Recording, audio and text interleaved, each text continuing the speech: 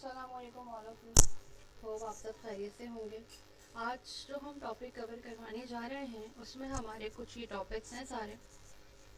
इसमें मैं आपको बताऊंगी कि प्रोग्रामिंग लैंग्वेज क्या होती है, टाइप स्क्रिप्ट क्या होती है, हम टाइप स्क्रिप्ट क्यों यूज़ करते हैं, नोड जेएस क्या है, npm क्या है, हम ts कॉन्फ़िग की फ़ाइल क्यों क्रिएट करते हैं और कैसे क्रिएट करते हैं। इसी तरीके से हम पैकेज जैसन की फ़ाइल क्यों क्रिएट करते हैं, कैसे करते हैं। हम पैकेज लॉग जैसन की फ़ाइल क्यों क्रिएट करते हैं, कैसे करते हैं। उसके बाद हम नेक्स्ट आएंगे कि जैसन स्टैंड फॉर व्हाट इज़ जैसन, सिंटैक्स ऑफ जैसन, और फिर उसके बाद हम देखेंगे हाउ टू इम्पोर्ट जैसन फाइल इन ts फाइल। उसके बाद हम कुछ एरर्स की बात करेंगे जिसमें हमारे आते हैं what is syntax, type and assignability error. सबसे पहले हम बात करते हैं कि what is programming language. Basically programming ऐसे इंस्ट्रक्शन का सेट है जो कंप्यूटर को एग्जीक्यूट करने के लिए दिया जाता है। इसे कुछ इस तरह भी समझा जा सकता है कि आपने कभी कोई रेसिपी पढ़कर कोई डिश बनाने के बारे में सोचा, तो यहाँ पर आप कंप्यूटर हैं और रेसिपी का ऑथर जिसने रेसिपी लिखी है वो प्रोग्रामर है जो आपको इंस्ट्रक्शन का सेट प्रोवाइड कर रहा है जिसे आप पढ़ते जाएं और फॉलो करते जाएं।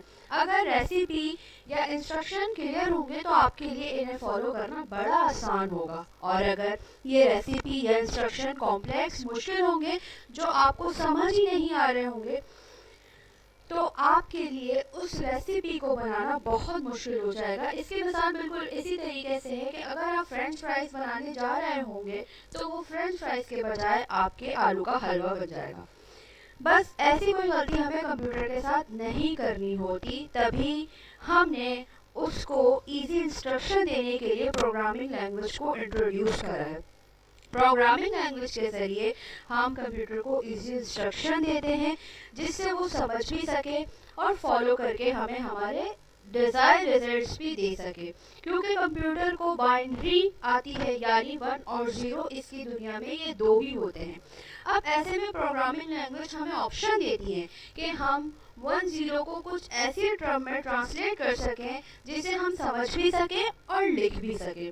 और इसी तरह प्रोग्रामिंग लैंग्वेज सिंबल्स की इंस्ट्रक्शन की एक ऐसी सीरीज होती है जो हमारे थॉट्स को कंप्यूटर के समझने के लायक इंस्ट्रक्शन में ट्रांसलेट करती है।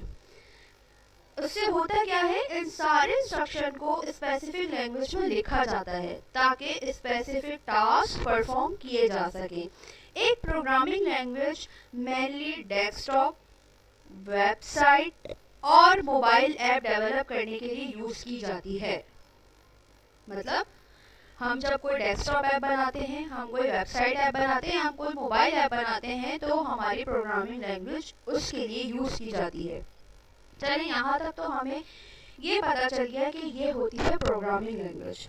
अब बात ये है कि क्या प्रोग्रामिंग लैंग्वेज बहुत सारी होती है, तो जी हाँ, प्रोग्रामिंग लैंग्वेज बहुत सारी होती है। अगर मैं आपको बताऊं तो हमारे पास 9000 से भी ज़्यादा प्रोग्रामिंग लैंग्वेज है, लेकिन उनमें से कई ऐसी हैं जो पर्टिकुलर मशीन के लिए स्पेसिफिक है, इसलिए उनका यूज ही नहीं होता। लेकिन आज भी लगभग हमारे पास 150 प्रोग्रामिंग लैंग्वेज हैं जो पॉपुलर हैं। अब सवाल ये है कि इतनी ज़्यादा प्रोग्रामिंग क्यों? अगर हम अपने आप के इर्द गिर्द का मुआयना करें तो हमारे पास ही कितनी किस्म की, कितनी अलग अलग डिजिटल डिवाइसेस हैं जो डिफरेंट फंक्शंस करती हैं। इसलिए इन सब डिवाइसेस की रिक्वायरमेंट के लिए हमें अलग अलग प्रोग्रामिंग लैंग्वेज की रिक्वायरमेंट हुई। कुछ लैंग्वेज को समझना और यूज़ करना प्रोग्रामर्स के लिए काफ़ी आसान रहता है, जैसे हाई लेवल लैंग्वेज, जबकि कई सारी मशीन फ्रेंडली लैंग्वेजेस हुआ करती हैं जिसे हम लो लेवल लैंग्वेज कहते हैं। अब ये हाई लेवल और लो लेवल लैंग्वेज प्रोग्रामिंग क्या होती है, तो आप इसको इस तरीके से समझें कि प्रोग्रामिंग लैंग्वेज दो तरह की होती है, एक लो लैंग्वेज और एक high level. High level language, low level language machine code या बाइनरी के क्लोज होती है, इसीलिए हम ह्यूमन के लिए उसे पढ़ना या यूज करना ज़्यादा डिफिकल्ट होता है। लेकिन उनका एक बेनिफिट होता है, और वो बेनिफिट क्या होता है, ये बड़ी ही फास्ट होती हैं और कंप्यूटर के फंक्शन पर प्रिसाइज कंट्रोल भी देती हैं। इसी के बरक्स हमारे पास आती है हाई लेवल लैंग्वेज, वो ह्यूमन कम्युनिकेशन के क्लोज होती है, क्योंकि हम उसमें कुछ ऐसे वर्ड यूज़ करते हैं जो हमारी डेली लाइफ का हिस्सा होते हैं, जैसे object, order, classes, request etcetera. इसीलिए इनको समझना और यूज़ करना हमारे लिए आसान होता है।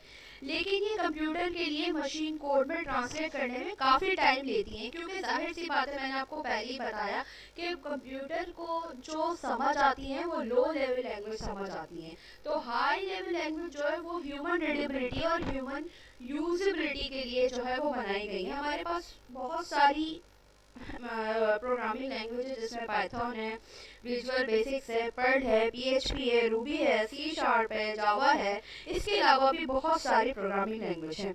ये सारी हाई लेवल लैंग्वेज है, तभी तो आप इनको यूज़ भी कर सकते हैं। अब ज़्यादातर जो हमारे पास पॉपुलर प्रोग्रामिंग लैंग्वेज है वो सब ऑब्जेक्ट ओरिएंटेड होती हैं। इन्हें मैनिपुलेट करना, इन्हें यूज़ करना बड़ा ही आसान होता है। उम्मीद है कि आप लोगों को यहाँ तक के समझ आया होगा कि प्रोग्रामिंग लैंग्वेज क्या है, और उस प्रोग्रामिंग लैंग्वेज में हमारे पास दो किस्म की लैंग्वेज होती हैं, एक हाई लेवल लैंग्वेज और एक लो लेवल लैंग्वेज। अब हम चलते हैं कि टाइप स्क्रिप्ट क्या होती है और हम टाइप स्क्रिप्ट क्यों यूज़ करते हैं। हम सब ने सुना है, बहुत दफ़ा सुना है कि type script is the superset of JavaScript. Type script is a programming language. ये तो हमें पता है कि टाइपस्क्रिप्ट एक प्रोग्रामिंग लैंग्वेज है और ये जावास्क्रिप्ट का सुपरसेट है। इसका मतलब है कि टाइपस्क्रिप्ट में जावास्क्रिप्ट के सारे फीचर्स हैं, लेकिन इसमें कुछ एडिशनल फीचर्स भी हैं। जैसे आप बोलेंगे कौन सा एडिशनल फीचर, तो स्टैटिक टाइपिंग जो है वो टाइपस्क्रिप्ट का एक एडिशनल फीचर है। इसके अलावा और भी बहुत सारे एडवांस फीचर्स हैं जो सिर्फ टाइपस्क्रिप्ट में हैं, जावास्क्रिप्ट में मौजूद नहीं हैं।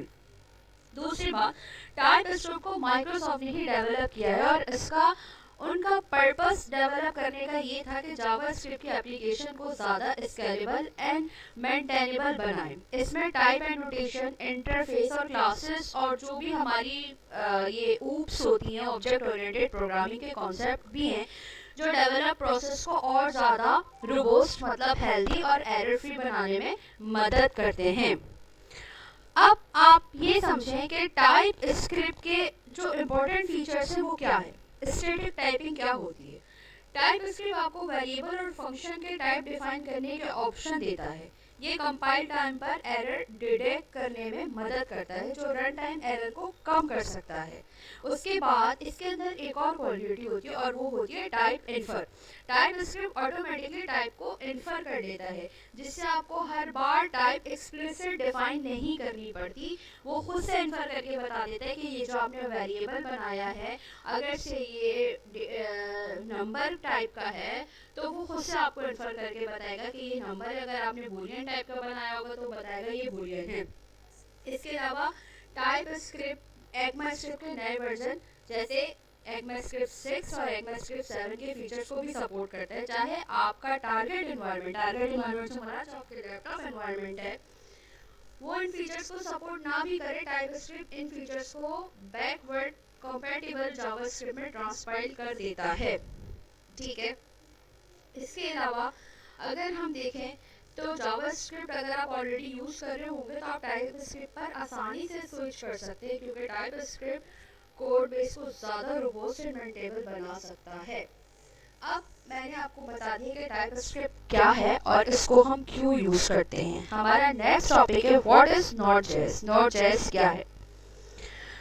नोड.js एक सॉफ्टवेयर है जो आपके जावास्क्रिप्ट के कोड को सर्वर पर चलाने देता है। मतलब आप जावास्क्रिप्ट सिर्फ वेबसाइट के लिए नहीं बल्कि बैकएंड सर्वर के लिए भी यूज कर सकते हैं। पहले क्या होता था, पहले होता ये था कि आप जो है जावास्क्रिप्ट सिर्फ ब्राउजर में ही चला सकते थे, लेकिन नोड.js की मदद से आप इसे सर्वर पर भी चला सकते हैं। दूसरा, नोड.js का क्या है फायदा, नोड.js बहुत फास्ट है क्योंकि ये गूगल क्रोम का जावास्क्रिप्ट इंजन को यूज करता है। इसका कोड आसानी से और जल्दी एग्जीक्यूट होता है। तीसरा, नोड.js एक कहना चाहिए ये सिंगल थ्रेडेड है, लेकिन फिर भी हमारे लिए ये हाईली स्केलेबल है। इसका मतलब क्या है कि ये मेमोरी कम यूज़ करता है और ज़्यादा यूज़र को सर्विस देता है, सर्विस ज़्यादा प्रोवाइड करता है। इसके अलावा Node.js जो है वो एक वक्त में बहुत सारे लोगों के रिक्वेस्ट को हैंडल भी कर सकता है। और अब हम चलते हैं व्हाट इज npm। npm क्या है? वो Node.js के साथ एक टूल आता है जिसमें जिसके थ्रू हम हजारों लाइब्रेरी और मॉड्यूल्स को इंस्टॉल कर सकते हैं, या आप इसको ऐसे भी कह लें मंगवा सकते हैं। डेवलप को बहुत आसानी और फास्ट बना देता है, क्योंकि हम कोई चीज़ हम बनाने बैठेंगे तो जाहिर सी बात है उसमें तो हमें टाइम कंज्यूम होगा। तो npm पे कुछ चीज़ें बनी हुई रखी हुई होती है। मिसाल के तौर पर अगर आप रोटी बनाने चाहें और आप पहले वो गंदम परचेज करें और फिर उसको पीसें और फिर उसकी रोटी बनाएं, तो ये आपके लिए मुश्किल है। लेकिन इसके बरक्स अगर आप किसी दुकान पे जाएं और वहां से जाकर आप आटा लाएं और डायरेक्ट रोटी बनाएं, तो ये आपके लिए ज़्यादा आसान है।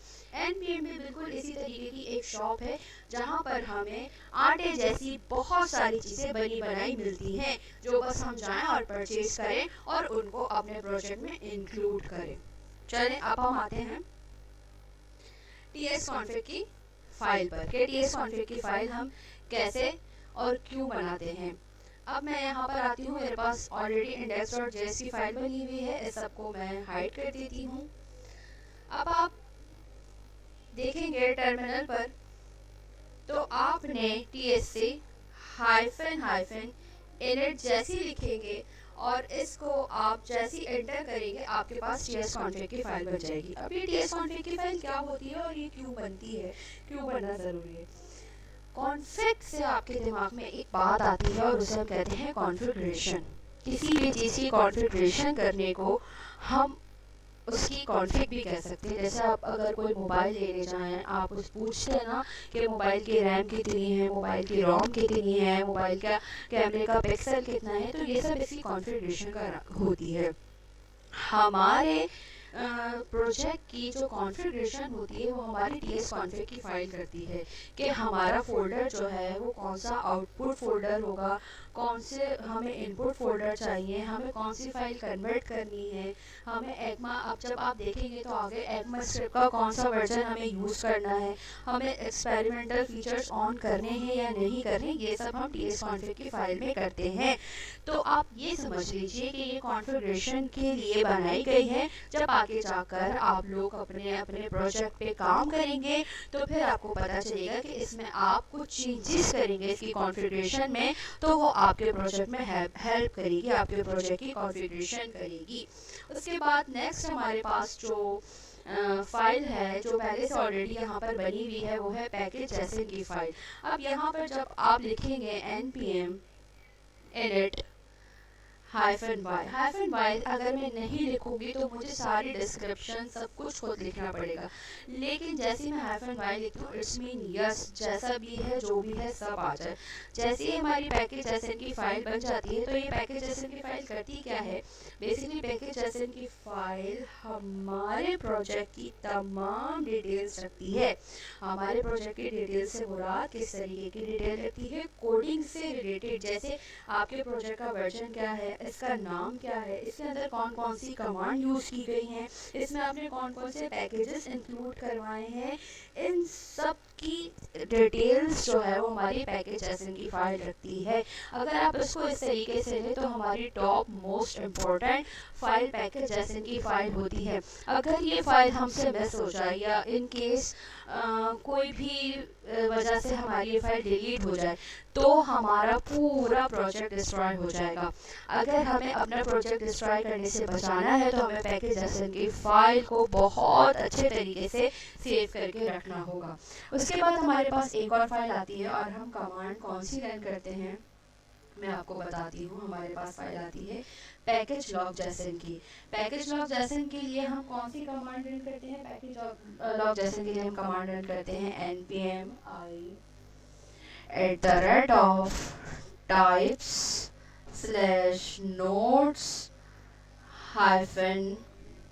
i@types/nodes-D।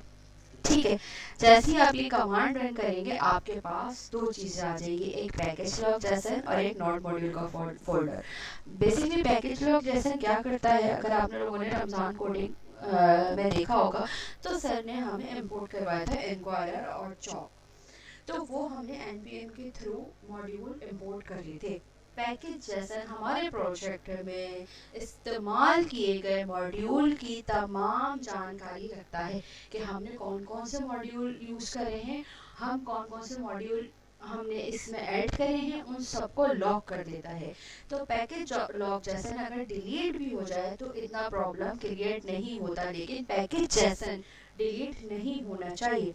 उम्मीद है आप लोग यहाँ तक तो समझ गए होंगे कि हमारी पैकेज और जैसन टेस्ट की फाइल क्यों बनती है। अब हमारे अगर हम स्टेप सर्जिया के रेपो पर हैं और यहाँ पर हम है वो हमारे 4 टॉपिक्स रह गए हैं। JSON stand for what is JSON, syntax of JSON, how to import JSON file in TS file and what is syntax type and assignability error. सबसे पहले हम देखते हैं JSON stand for JavaScript object notation. JavaScript object notation क्या होते हैं, अब मैं आपको बताती हूँ कि वो क्या होते हैं, किस तरीके के होते हैं और हम उसको किस तरीके के लिए यूज़ करते हैं।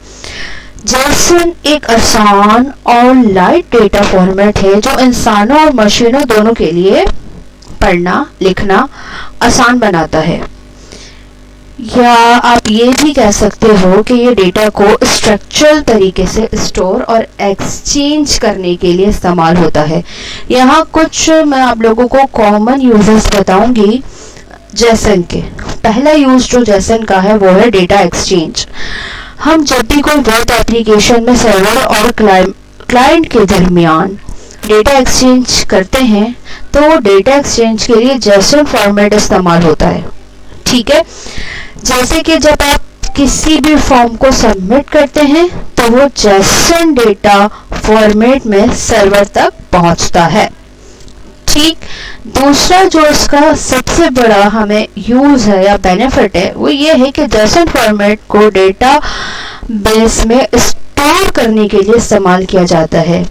जैसे कि अभी हम आगे जाकर अगर पढ़ेंगे SQL और MongoDB तो हमें पता चलेगा कि किस तरीके से हम डेटा को स्टोर करते हैं। अगर मैं आपको ये बोलूं कि जेसन जो है वो ट्रांसफ़र इजी करता है, क्यों? क्योंकि ये लाइट वेट होता है। जेसन से पहले हम एक और फाइल के थ्रू डेटा ट्रांसफ़र करते थे, उस फाइल का नाम था XML, लेकिन वो फाइल रीडेबिलिटी और यूजेबिलिटी के हिसाब से इतनी टिपिकल थी क्योंकि उसमें टैग्स होते थे, कुछ ओपनिंग टैग्स होते थे, कुछ क्लोजिंग टैग्स होते थे, तो वो फाइल ह्यूमन रीडेबिलिटी और यूजेबिलिटी दोनों के लिए बहुत कॉम्प्लेक्स होती थी, जिसकी वजह से फिर हमारी ये इम्प्रूवमेंट आगे बढ़ती गई, इंसानों के लिए आसानियाँ आगे बढ़ती गई और हमारे लिए ये जेसन फॉर्मेट के जेसन आया, उसका फॉर्मेट आया फाइल को एक्सचेंज करने के लिए। यहाँ पर मैंने एक पहले से जेसन की फाइल बनाई हुई है data.json। अब यहाँ देखें, यहाँ पर डेटा सिंटैक्स क्या रहता है जेसन का कि आपने कर्ली ब्रेसेस लगाए, इसमें कीप ईयर वैल्यू आती है। ये बिल्कुल आप जैसे आपने जावा स्क्रिप्ट के ऑब्जेक्ट बनाए होंगे सेम वैसे ही जेसन के ऑब्जेक्ट बनते हैं, लेकिन उसमें यह रहता है कि आपने जावा स्क्रिप्ट के ऑब्जेक्ट को कोई भी नेम देना होता है, जबकि जेसन ऑब्जेक्ट में हम कोई भी नाम नहीं दे सकते। दूसरा, जावा स्क्रिप्ट के ऑब्जेक्ट में हमारी कीज जो होती हैं वो इन्वर्टेड कॉमास में नहीं होती, डबल कोट्स में नहीं होती, लेकिन जेसन ऑब्जेक्ट के अंदर हमारी कीज जो है वो डबल कोट्स में होती हैं। यहाँ पर सेम वही सिनेरियो रहता है जो हमारे जावास्क्रिप्ट ऑब्जेक्ट का रहता है कि अगर स्ट्रिंग है तो स्ट्रिंग की तरह लिखेंगे, नंबर है तो नंबर की तरह लिखेंगे, और अगर बुलियन है तो बुलियन की तरह लिखेंगे। हाँ, इसमें एक चीज़ और है, जैसे हम जावास्क्रिप्ट के ऑब्जेक्ट में हम खुद से जो है वो फंक्शंस क्रिएट कर सकते हैं, लेकिन हम जेसन के ऑब्जेक्ट में फंक्शन क्रिएट नहीं कर सकते। अगर यहाँ पे मैं सिर्फ अगर आपको दिखाने के लिए एक वर्ड लिखूँ जिसको मैं फंक्शन का कीवर्ड लिखूँ तो आप देखिएगा कि वो मुझे इसको अलाउ ही नहीं कर रहा। आप यहाँ देख सकते हैं कि वो मुझे एरर दे रहा है। तो जावास्क्रिप्ट के फंक्शन में और डेटा जेसन के ऑब्जेक्ट में, सॉरी, जावास्क्रिप्ट के ऑब्जेक्ट में और डेटा जेसन के ऑब्जेक्ट में एक फ़र्क ये भी रहता है कि हम यहाँ फंक्शंस नहीं दे सकते। चलिए अब मज़ीद हम आगे चलते हैं, और आगे चलते हैं हम आपको ये बताते हैं कि इसको हम किस तरीके से जो है वो ने इस तरीके से एक अपना जेसन का ऑब्जेक्ट बनाया। अब इसको हम यहाँ पर कंसोल नहीं करवा सकते। इसका एक तरीक़ेकार होता है, और वो तरीक़ेकार क्या होता है कि हम अपनी टीएस कॉन्फ़िग की फ़ाइल में जाएंगे और टीएस कॉन्फ़िग की फ़ाइल में जाने के बाद line number 42 resolve Jason module को अनकमेंट करेंगे। ये इस तरीके से कमेंट आउट होता है, आपने जस्ट इसको अनकमेंट करना है। अनकमेंट करने के बाद आपने अपनी एक टीएस की फाइल बनानी है, जैसे कि मैंने यहाँ पे बनाई हुई index.ts। फिर यहाँ पर आप आकर आपने जो है इस तरीके से इंपोर्ट करना है। इंपोर्ट करने का तरीकेकार क्या होता है कि पहले आप इंपोर्ट का कीवर्ड यूज करते हो, फिर आप कोई भी नाम दे सकते हो। इंपोर्ट करते वक्त आप इसका कोई भी नाम रख सकते हो, फिर आप फ्रॉम यूज करते हो और फिर आप फाइल का पाथ देते हो। फिर आप उसको कंसोल लॉग करवा के, अच्छा जी, जिस तरीके से हम जावा स्क्रिप्ट के ऑब्जेक्ट की को गेट करते थे डॉट नोटेशन से और स्क्वायर ब्रैकेट नोटेशन से, इसी तरीके से हम जेसन ऑब्जेक्ट की को भी गेट करते हैं। यहाँ पर एक तरीकेकार मैंने बताया हुआ है कि आप इस तरीके से स्क्वायर ब्रेसेस के थ्रू अपने जावा स्क्रिप्ट जेसन ऑब्जेक्ट के की को गेट कर सकते हैं। हम एक और तरीके से गेट कर सकते हैं, वो मैं आपको बताती हूँ किस तरीके से। पहले मैं इसको कमेंट आउट कर दूँ जी। अब आप देखिएगा, जैसे ही मैं डेटा के बाहर डॉट लगाऊंगी वो यहाँ मुझे 3 ऑप्शन दे देगा, जेंडर, नेम और एज। अब मैं यहाँ पे जेंडर कर देती हूँ। अब हम इसको देखते हैं तो हमारे पास क्या आता है, ठीक है। अच्छा, टीएससी क्या है? टीएससी ट्रांस टाइप स्क्रिप्ट का कंपाइलर है, जो टाइप स्क्रिप्ट के कोड को जावा स्क्रिप्ट में कंपाइल करता है। टाइप स्क्रिप्ट का कंपाइलर है, ठीक है। टीएससी क्या है? वो टाइप स्क्रिप्ट कंपाइलर है जो टाइप स्क्रिप्ट के कोड को जावा स्क्रिप्ट में ट्रांसपाइल करता है। जैसे ही मैं टीएससी करूंगी, यहाँ पर आप देखेंगे मेरे पास एक और फाइल बन जाएगी, जो कि यहाँ पर index.js के नाम से बन गई है। अब मुझे जेएस की फाइल को चलाने के लिए यहाँ पर नोड की मदद लेनी पड़ेगी। नोड हमें जेएस की फाइल को, जैसे मैंने आपको बताया था, चलाने में मददगार साबित होता है। नोड, अब मैं लिखूंगी index.js, तो आप देखेंगे यहाँ पर मेरे पास आ गया जेंडर मेल, ठीक है। अब इसके बाद हमारे पास जो नेक्स्ट टॉपिक है वो है सिंटैक्स एरर। सिंटैक्स एरर क्या होता है? मिसाल के तौर पर आपको ये तो पता ही होगा कि हम उर्दू और इंग्लिश जब भी लिखते हैं तो उसको लिखने के कुछ तरीक़ेकार होते हैं, कुछ ग्रामर होती है। इसी तरीके से टाइप स्क्रिप्ट ने भी लिखने के कुछ तरीक़ेकार दिए हैं, चाहे वो वेरिएबल हो, चाहे वो फंक्शन हो, चाहे वो एरे हो, चाहे वो ऑब्जेक्ट हो, उसने हमें लिखने का कोई ना कोई तरीक़ेकार दिया है और कुछ रिजर्व कीवर्ड्स हमें दिए हैं। जब हम फंक्शन बनाते हैं तो हम क्या करते हैं? फर्स्टली हमने जब सबसे पहले फंक्शन बनाया तो हम क्या करते हैं? सबसे पहले हमने फंक्शन का कीवर्ड यूज़ करा, ठीक है। उसके बाद हमने फंक्शन का नाम लिखा। फंक्शन का नाम कुछ भी हो सकता है। मैंने फंक्शन के नाम को कर दिया कि ऐड का फंक्शन है। उसके बाद मैंने इसको पैरामीटर्स दिए, पैरामीटर्स में मैंने इसको रखा num1 और इसकी टाइप दे दी नंबर। तो इसी तरीके से ये फंक्शन लिखने का एक तरीके से हमारे पास सिंटैक्स है टाइप स्क्रिप्ट में। अब अगर इस सिंटैक्स में से मैं कुछ नहीं करती हूँ, सिर्फ ये पैरेंथेसिस हटा देती हूँ, तो आप देखें मेरा पूरे का पूरा जो मैंने एक फंक्शन का पूरा एक तरीके से कहना चाहिए सिंटैक्स लिखा था, वो एरर दे रहा है। क्या दे रहा है? एरर के फंक्शन इम्प्लीमेंटेशन इज मिसिंग और not immediately following the declaration. इसका क्या मकसद हुआ? इसका मकसद ये हुआ कि मैंने इसके लिखने में कोई ना कोई गलती करी है, उसको डिक्लेयर करने में कोई ना कोई गलती करी है। तो इस गलती को जो भी हम लिखने में करें, जो भी हम उसके रिजर्व कीवर्ड में करें, वो सिंटैक्स एरर कहलाता है। अब यहाँ पे मैं फंक्शन को अगर फंक्शंस कर दूं तो भी देखें अब मेरे पास एरर आएगा। वो एरर क्या होगा? वो एरर यही होगा कि अननोन कीवर्ड और आइडेंटिफायर कि फंक्शंस नाम का इसके पास कोई भी कीवर्ड नहीं है, क्योंकि इसने अपने खुद कुछ कीवर्ड्स बनाए हुए हैं, ठीक है। तो यहाँ तक तो था हमारा सिंटैक्स एरर। इसी तरीके से अगर मैं आपको यहाँ पर दिखाऊँ तो वेरिएबल बनाने का पूरा तरीक़ेकार है कि हमने लेट लिखा, फिर हमने वेरिएबल का नाम लिखा, फिर हमने उसकी टाइप दी और आगे हमने जो टाइप थी उस टाइप का डेटा हमने इसमें स्टोर करवा दिया। लेकिन क्या मैं अगर इसमें वेरिएबल में से ये हटा दूँ तो ये मुझे एरर फ़ौरन देगा। क्या देगा? कि एक्सपेक्टेड है कि आपने कोई कॉमा वगैरह नहीं लगाया, या मैं इसमें से लेट के कीवर्ड को ही चेंज कर दूं जो रिजर्व वर्ड है, तो भी वो मुझे एरर देगा। तो इस तरीके के एरर को हम सिंटैक्स एरर कहते हैं। अब टाइप एरर क्या होता है? आप टाइप एरर भी देखें। टाइप एरर का मकसद वहाँ पर हमारे पास जो सर जिया की रेपो में है वो मैं आपको दिखा दूँ। सर जिया की रेपो में, सॉरी,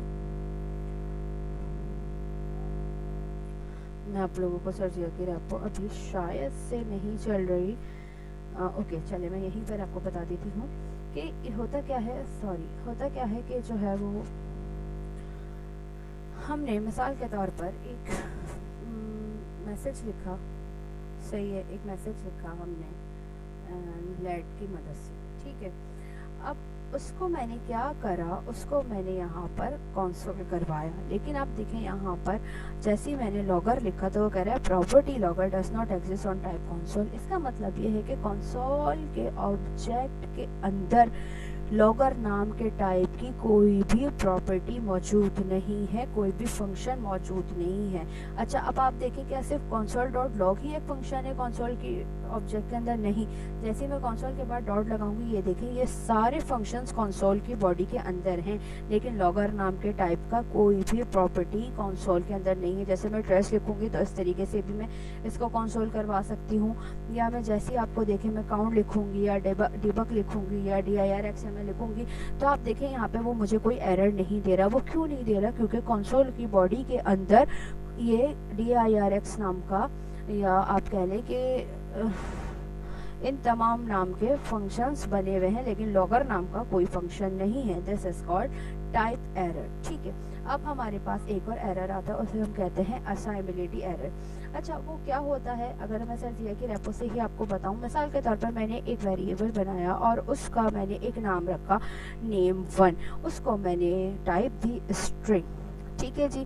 अब मैं टाइप कुछ और दूं और स्टोर कुछ और करूँ, मिसाल के तौर पर मैं इसको यहाँ 98 करवाऊँ, तो वो क्या बोलेगा? वो मुझे बोलेगा कि वेरिएबल डिक्लेरेशन एक्सपेक्टेड, सॉरी जी मैं दूसरा हाँ जी देखें, अब मैं अगर इसको 98 दूँ तो वो क्या बोलेगा? देखें, मैं ओवर करूँगी, name1 is declare but it's value is never in, type number is not assignable to type string. मतलब कि आप नंबर की टाइप को स्ट्रिंग असाइन नहीं कर सकते। अगर मैं इसी 98 को, इसी आपके सामने 98 को जैसे ही मैं इन्वर्टेड कॉमास में करूँगी तो आप देखेंगे कि ये एरर चला जाएगा। वो एरर कैसे गया? वो एरर इसी तरीके से गया कि मैंने इसको स्ट्रिंग प्रोवाइड कर दी है।